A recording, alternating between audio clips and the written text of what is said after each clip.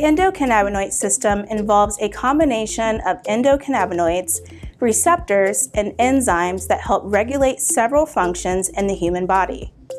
Humans and vertebrates all have an endocannabinoid system, and it has evolved within us over time. The discovery of the endocannabinoid system in our bodies came out of an attempt by scientists to understand the effects of cannabis on the human body. What makes up the endocannabinoid system? Cannabinoids produced by the body, cannabinoid receptors called CB1 and CB2, and enzymes that either make or break down cannabinoids. Endocannabinoids, also called endogenous cannabinoids, are molecules made by our body, hence the word endo, which means within. The endocannabinoid system plays a significant role in the normal functioning of the body's systems that include the central nervous system, the cardiovascular system, gastrointestinal system, reproductive system, the skeletal system, immune system, and metabolic processes. The endocannabinoid system is an important mediator in regulating memory and learning, appetite, stress response, pain sensation, mood, sleep, inflammation, and addiction. There are two major endocannabinoids, anandamide and 2-AG. These endocannabinoids are made from fat-like molecules within cell membranes and are made and used exactly when they're needed, rather than packaged and stored for later use. Anandamide's ability to bind to CB1 and CB2 receptors can profoundly impact a host of physiological mechanisms, including appetite, mood fluctuation, pain management, and even fertility. Activation and binding of anandamide to our cannabinoid receptors results in our body's constant pursuit to achieve and maintain homeostasis. Homeostasis is a state of biological balance within the body. External stressors such as heat and cold, and internal changes such as blood pressure and pH all trigger physiological cascades within the body that bring it back into balance.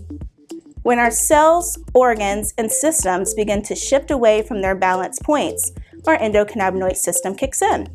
One way that anandamide contributes to this homeostatic regulation is by binding to CB receptors and encouraging the development of nerve cells in the brain. This process is known as neurogenesis, which is important because the formation of new nerve cells in the brain is imperative for functions such as memory and learning.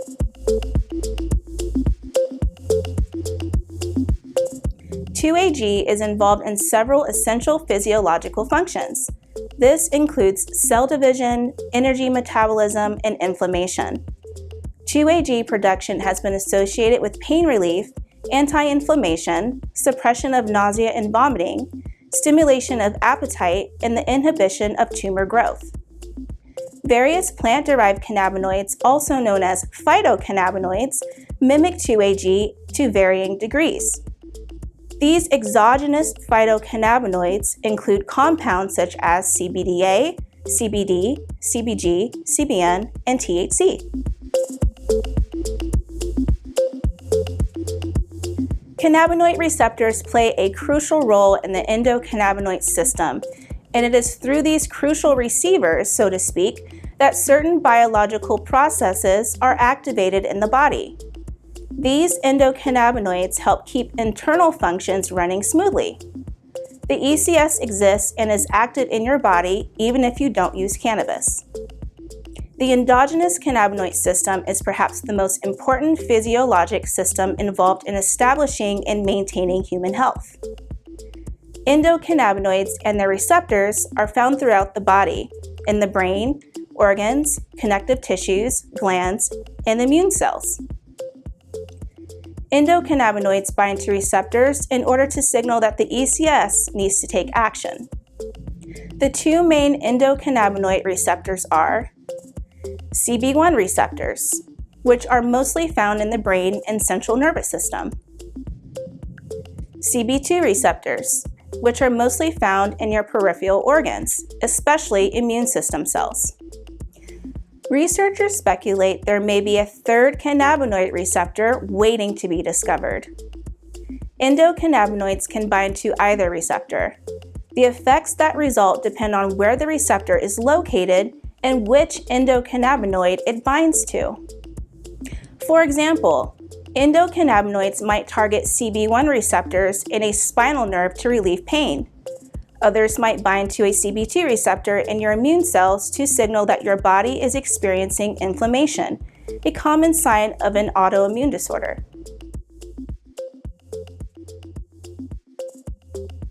For the body to remain in balance, our cells must be able to talk. They do this via signaling.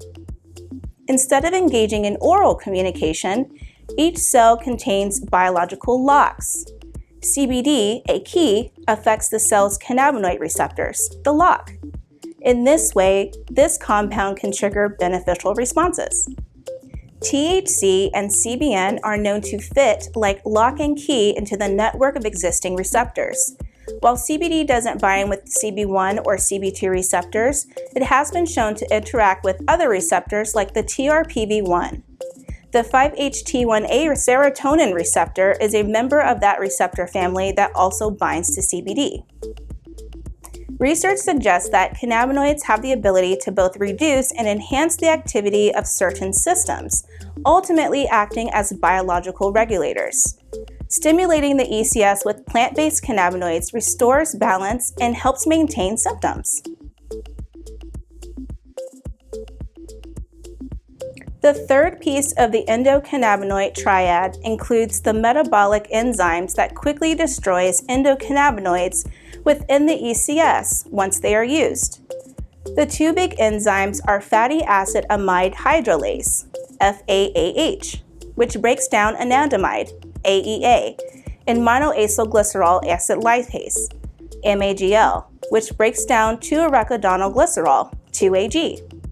Endocannabinoids are not stored in the body. Once they have served their purpose, enzymes break down this cannabinoid. This process is so quick that it is nearly impossible to know how many cannabinoids are active in a person's body at any given time.